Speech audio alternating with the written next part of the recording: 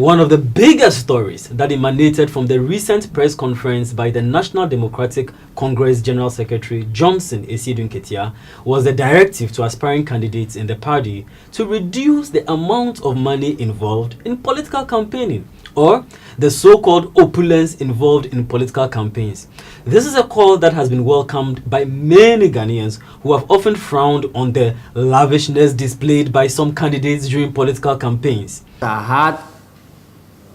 It will be very offensive for Ghanaians to see flamboyant campaigns even when they are living in penury. And so we are urging our proposed contestants that they should be modest in their campaigns and in their outdoor advertisements. That will be consistent with the values of NDC as a social democratic party. So finally, a political party is taking steps to clamp down on ostentatious campaigns. Lots of people have read meaning into this. Some say it is because the NDC is now in opposition. Others say this is something that is not practical or realistic. Yet still, there are many others who have welcomed the move. There are also questions about exactly how the party is going to enforce these measures.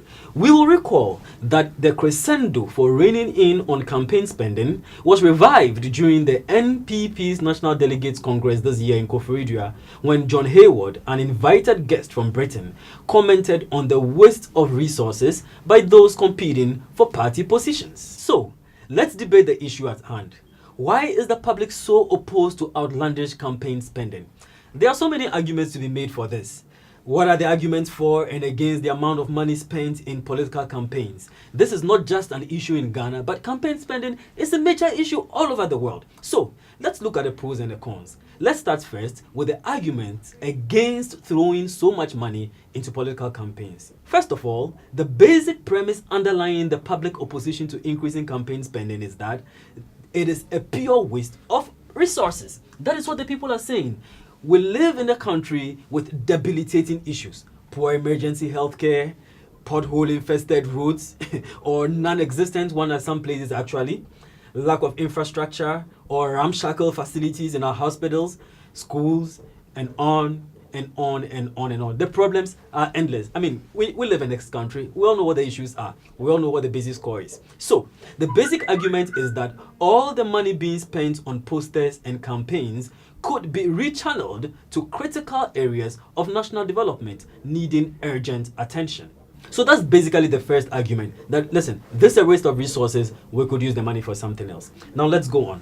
The second argument against extravagance in campaign spending is that it can become a hindrance to opening up the space for party contest. I mean, let's face it, if you don't have money, it is so difficult, or if you don't have enough money, it is so difficult to participate in many electoral contests these days. The contention is that democratic success should not simply be limited to those with the biggest bids or the highest bids or the most cash to spend, but should be based on ideas and policy. So this goes back to the basic premise of democracy.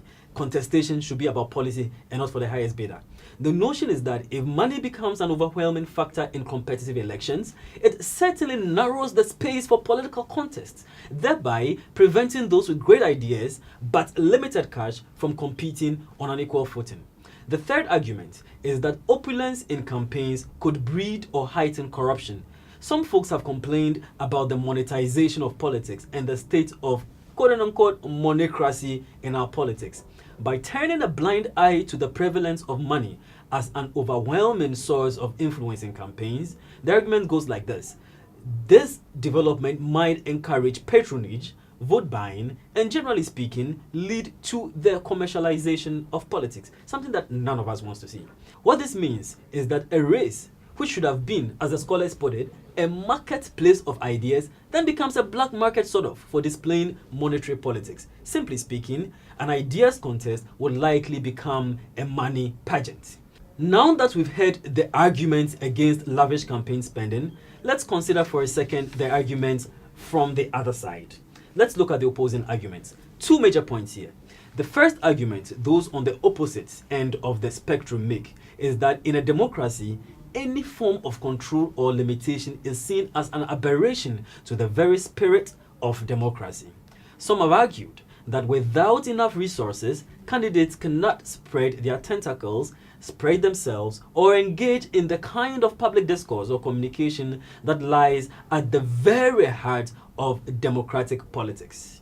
So basically, this argument says that if you don't allow people to be able to go out there and spend money to propagate their message, that in itself is a form of constriction on electoral politics. And democracy is a kind of government system that really frowns on any form of limitations or artificial constrictions. It is the system that says, hey, let the market rule. And so any attempt to clamp down or limit on any aspect of this democracy is seen as an aberration.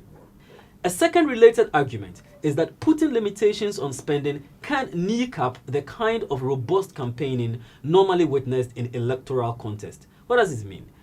There is some work by scholars such as Bonian and Khan in 2009 which shows that imposing spending limitations has the potential to affect challengers and little known candidates by placing them in a competitively disadvantaged position.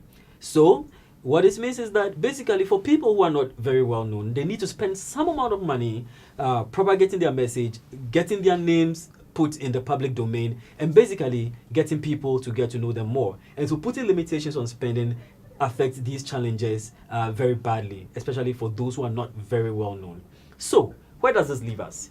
I think what people generally want to see is a democracy which thrives and revolves around a contestation of policies, ideas, and solutions, and not necessarily one that is dictated by hard cash.